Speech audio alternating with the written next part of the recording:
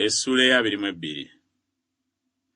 Awo ne bamala emyaka 3 nga tewali bulwa eri obusuuli ne Isirayiri.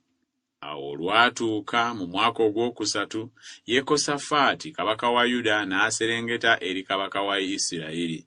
Awo kabaka wa Isirayiri n'agamba abaddu be nti, mumanyi nga Lamosugireyaadi kyaffe, naffe tusirika ne tutakijja mu mukono gwa kabaka w'e Busuuli. N'agamba Yekosafaati nti, onoogenda nange e Lamosugireyaadi okulwana. Awo Yekosafaati n'agamba kabaka wa Isirayiri nti, nze nninga ggwe bw'oli, abantu bange ng'abantu bo, embalaasi zange ng'embalaasi zo. Awo Yekosafaati n'agamba kabaka wa Isirayiri nti, nkwegayiridde buuza ekigambo kya Mukama leero. Awo kabaka wa Isirayiri n'akuŋŋaanya bannabbi abasajja ng'ebikumi 4, n'abagamba nti, ntabaale e Lamosugireyaadi nanti kindekeyo. Ne boogera nti, yambuka, kubanga Mukama alikigabula mu mukono gwa kabaka. Naye Yekosafaati n'ayogera nti, tewali wano nate nnabbi wa Mukama, tumubuuze.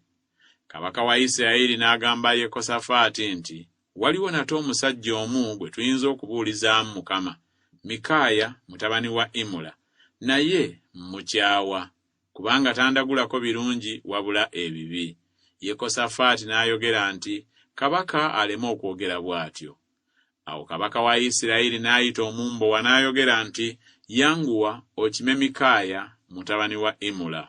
Era kabaka wa Isirayiri ne Yekosafaati kabaka wa Yuda ne batuula buli muntu ku ntebe ye nga bambadde ebyambalo byabwe mu mbuga eri ku mulyango gwa wankaaki w'e Samaliya. Bannabbi bonna ne balagulira mu maaso gaabwe. Awo Zeddekiya mutabani wa Kenaana ne yeekolera amayembe ag'ebyuma n'ayogera nti, bw'atyo bw'ayogera Mukama nti, olitomera Abasuuli na gano okutuusa lwe balimalibwawo. Ne bannabbi bonna ne balagula bwe batyo nga boogera nti, yambuka e Lamosugireyaadi olabe omukisa, kubanga Mukama alikigabula mu mukono gwa kabaka. Awo omubaka eyagenda okuyita Mikaaya n'amugamba nti, laba nno ebigambo bya bannabbi bibuulira kabaka ebirungi n'akamwa kamu. Nkwegayiridde ekigambo kyo kifaanane ekigambo ky'omu ku bo, oyogere ebirungi. Awo Mikaaya n'ayogera nti, nga Mukama bw'ali omulamu, Mukama ky'anaŋŋamba ekyo kye nnaayogera. Awo bwe yajja eri kabaka, kabaka n'amugamba nti, Mikaaya, tutabaale e Lamosugireyaadi nanti kitulekeyo. N'amuddamu nti, yambuka olabe omukisa, era Mukama alikigabula mu mukono gwa kabaka. Awo kabaka n'amugamba nti, naakulayiza emirundi emeka oleme okumbuulira ekigambo n'ekimu wabula amazima mu linnya lya Mukama? N'ayogera nti, ndabye Isirayiri yenna ng'asaasaanidde ku nsozi ng'endiga ezitalina musumba. Mukama n'ayogera nti, abo tebalina mukama waabwe, baddeyo buli muntu mu nnyumba y'emirembe. Awo kabaka wa Isirayiri n'agamba Yekosafaati nti, sikugambye nga taalagula birungi eri nze wabula ebibi? N'ayogera nti, kale wulira ekigambo kya Mukama. Ndabye Mukama ng'atudde ku ntebe ye n'eggye lyonna ery'omu ggulu nga bayimiridde gy'ali ku mukono gwe ogwa ddyo ne ku gwa kkono. Mukama n'ayogera nti, ani anaasendasenda Akabu ayambuke e Lamosugireyaadi agwe? Omu n'ayogera bw'atyo, omulala n'ayogera bw'atyo. Awo ne wafuluma omuzimu ne guyimirira mu maaso ga Mukama ne gwogera nti, nze nnaamusendasenda. Mukama n'agugamba nti, otya. Ne gwogera nti, n'afuluma ne mbeera omuzimu ogw'obulimba mu kamwa k'abannabbi be bonna. N'ayogera nti, gw'onoomusendasenda n'okusobola onoosobola. Fuluma okole bw'otyo. Kale nno laba, Mukama atadde omuzimu ogw'obulimba mu kamwa k'abannabbi bo bano bonna, era Mukama akwogeddeko akabi. Awo Zeddekiya mutabani wa Kenaana n'asembera n'akuba Mikaaya oluyi, n'ayogera nti, omwoyo gwa Mukama gwampitako gutya okwogera naawe. Mikaaya n'ayogera nti, laba, oliraba ku lunaku olwo bw'oliyingira mu kisenge eky'omunda okwekweka. Awo kabaka wa Isirayiri n'ayogera nti, mutwale Mikaaya mumuzze eri Amoni omukulu w'ekibuga n'eri Yowaasi mutabani wa kabaka. Mwogere nti, bw'atyo bw'ayogera kabaka nti, Olusajja luno muluteeke mu kkomera, mululisenga emmere ey'okulaba ennaku n'amazzi ag'okulaba ennaku, okutuusa lwe ndikomawo emirembe. Awo Mikaaya n'ayogera nti, okukomawo bw'olikomawo emirembe, Mukama nga tayogeredde mu nze. N'ayogera nti, muwulire mmwe amawanga mwenna. Awo kabaka wa Isirayiri ne Yekosafaati kabaka wa Yuda ne bambuka e Lamosugireyaadi. Kabaka wa Isirayiri n'agamba Yekosafaati nti, neefuula ne nnyingira mu lutalo, naye ggwe yambala ebyambalo byo. Awo kabaka wa Isirayiri ne yeefuula n'ayingira mu lutalo.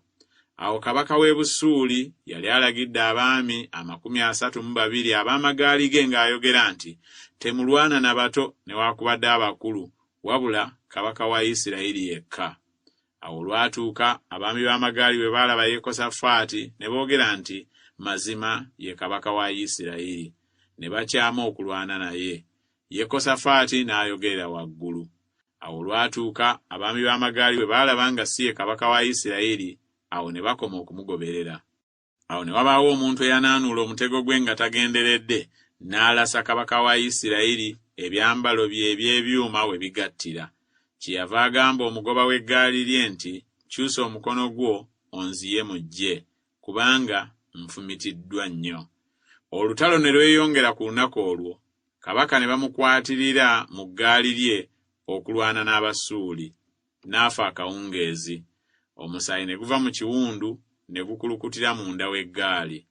Awo ne waba okulangirwa mu ggye lyonna enjuba ng'eyagala okugwa nga boogera nti, buli muntu adde mu kibuga ky'ewaabwe, era buli muntu adde mu nsi y'ewaabwe. Awo kabaka n'afa, n'aleetebwa e Samaliya, ne baziika kabaka mu Samaliya. Ne booleza eggaali awali ekiriba eky'e Samaliya, embwa ne zikomba omusaayi gwe, era abenzi baanaabiranga eyo, ng'ekigambo kya Mukama bwe kyali kye yayogera. Era ebikolwa ebirala byonna ebya Akabu, ne byonna bye yakola n'ennyumba ey'amasanga gye yazimba, n'ebibuga byonna bye yazimba, tebyawandiikibwa mu kitabo eky'ebyomu mirembe gya bassekabaka ba Isirayiri? Awo Akabu ne yeebakira wamu ne bajjajjaabe. Akaziya mutabani we n'afuga mu kifo kye. Awo Yekosafaati mutabani wa Asa n'atanula okufuga Yuda mu mwaka ogwokuna ogwa Akabu kabaka wa Isirayiri. Yekosafaati yali yakamaze emyaka 35 bwe yali obwakabaka, n'afugira emyaka 25 mu Yerusaalemi. Ne nnyina erinnya lye lyali Azuba muwala wa Siruki. Awo n'atambuliranga mu kkubo lyonna erya Asa kitaawe, n'atakyama okulivaamu, ng'akola ebyali mu maaso ga Mukama ebirungi, naye ebifo ebigulumivu tebyaggyibwawo. Abantu nga bakyaweerayo ssaddaaka ne bootereza obubaane mu bifo ebigulumivu. Era Yekosafaati n'atabagana ne kabaka wa Isirayiri. Era ebikolwa ebirala byonna ebya Yekosafaati n'amaanyi ge ge yalaga, era bwe yalwana, tebyawandiikibwa mu kitabo eky'ebyomu mirembe gy'abassekabaka ba Yuda? N'abaalyanga ebisiyaga abaasigalawo ku mirembe gya kitaawe Asa n'abajja mu nsi. Awo nga tewakyali kabaka mu Edomu, omusigire nga ye kabaka. Yekosafaati n'asiba Malikebu ez'e Talusiisi ez'okugenda e Ofiri okukimayo ezaabu, naye ne zitagenda, kubanga Malikebu zaamenyekera e Eziyonigeba. Awo Akaziya mutabani wa Akabu n'agamba Yekosafaati nti, abaddu bange bagende n'abaddu bo mu Malikebu. Naye Yekosafaati n'atakkiriza. Yekosafaati ne yeebakira wamu ne bajjajjaabe, n'aziikibwa wamu ne bajjajjaabe mu kibuga kya Dawudi jjajjaawe. Awo Yekolaamu mutabani we n'afuga mu kifo kye. Akaziya mutabani wa Akabu n'atanula okufuga Isirayiri mu Samaliya mu mwaka ogw'17 ogwa Yekosafaati kabaka wa Yuda. N'afugira Isirayiri emyaka 2. N'akola ebyali mu maaso ga Mukama ebibi, n'atambulira mu kkubo lya kitaawe ne mu kkubo lya nnyina ne mu kkubo lya Yerobowaamu mutabani wa Nebati mwe yayonoonyesa Isirayiri. N'aweereza Baali, n'amusinza, n'asunguwaza Mukama Katonda wa Isirayiri nga byonna bwe byali kitaawe bye yakola.